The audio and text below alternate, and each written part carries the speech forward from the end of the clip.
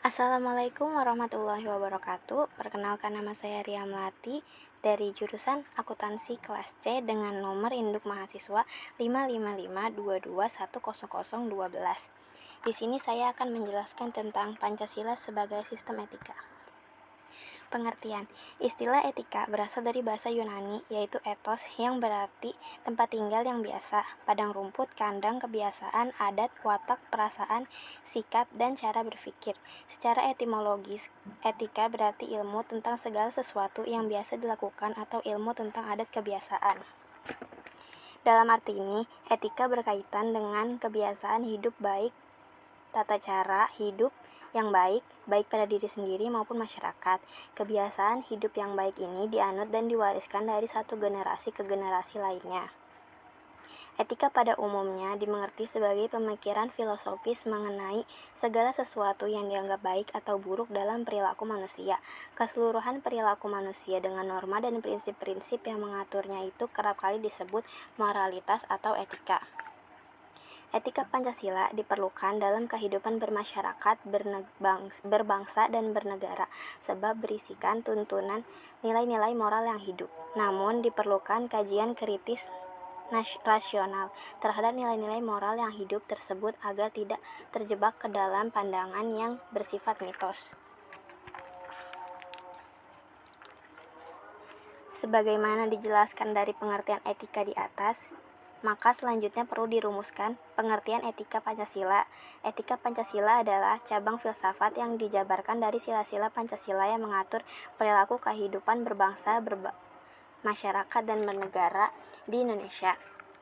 Oleh karena itu, dalam etika Pancasila terkandung nilai-nilai ketuhanan, kemanusiaan, persatuan, kerakyatan, dan keadilan.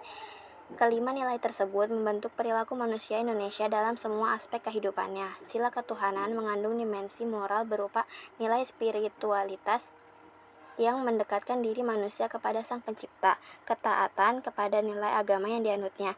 Sila kemanusiaan mengandung dimensi humanus, artinya menjadikan manusia lebih manusiawi, yaitu upaya meningkatkan kualitas kemanusiaan dalam pergaulan antar sesama. Sila persatuan mengandung dimensi nilai solidaritas, rasa kebersamaan atau mitsein, cinta tanah air. Sila kerakyatan mengandung dimensi nilai berupa sikap menghargai orang lain, mau mendengar pendapat orang lain, tidak memaksakan kehendak kepada orang lain. Sila keadilan mengandung dimensi nilai mau peduli atas sikap orang lain, kesediaan membantu kesulitan orang lain. Urgensi Pancasila sebagai sistem etika.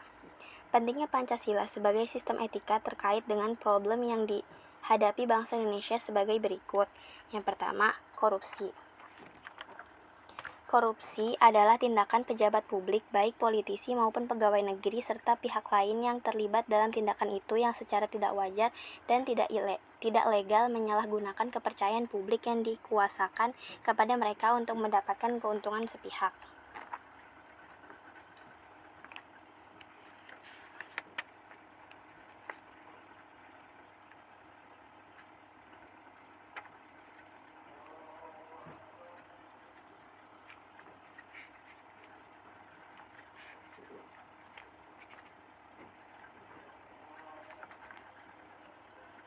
Berbagai contoh kasus yang ada di Indonesia tampaknya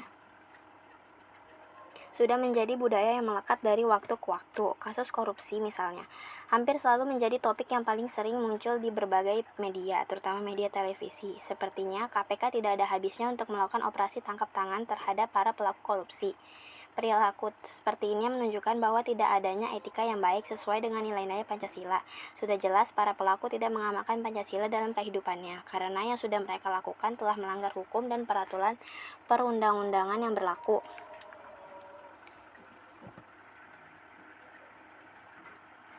Yang kedua adalah terorisme. Terorisme adalah perbuatan yang menggunakan kekerasan atau ancaman kekerasan yang menimbulkan suasana teror atau rasa takut secara meluas, yang dapat menimbulkan korban yang bersifat massal atau menimbulkan kerusakan atau kehancuran terhadap objek vital strategis, lingkungan hidup, fasilitas publik atau fasilitas internasional dengan motif ideologi politik atau gangguan keamanan. Di awal tahun 2021,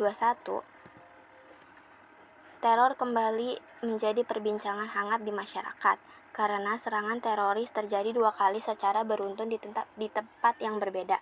Aksi terorisme tahun ini diawali di Makassar, Sulawesi Selatan pada hari Minggu, tanggal 28 Maret 2021. Sebuah bom bunuh diri meledak di gereja katedral Makassar.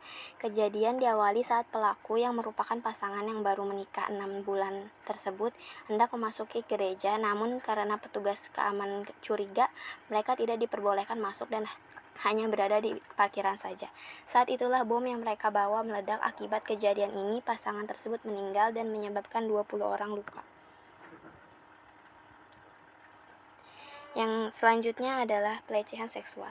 Pelecehan seksual adalah segala tindakan seksual yang tidak diinginkan, permintaan untuk melakukan perbuatan seksual, tindakan lisan atau fisik atau isyarat yang bersifat seksual, atau perilaku lain apapun yang bersifat seksual, yang membuat seseorang merasa tersinggung, dipermalukan, atau terintimidasi, di mana reaksi seperti ini adalah masuk akal dalam situasi dan kondisi yang ada, dan tindakan tersebut mengganggu kerja, dijadikan persyaratan kerja, atau menciptakan lingkungan kerja yang mengintimidasi, bermusuhan, atau tidak sopan. Seperti yang viral di media sosial baru-baru ini, adanya guru pesantren di kawasan Bandung bernama Heri Wirawan mencabuli belasan santriwatinya demi memenuhi hasrat seksualnya. Dikabarkan ada sejumlah korban yang diketahui sampai hamil hingga melahirkan.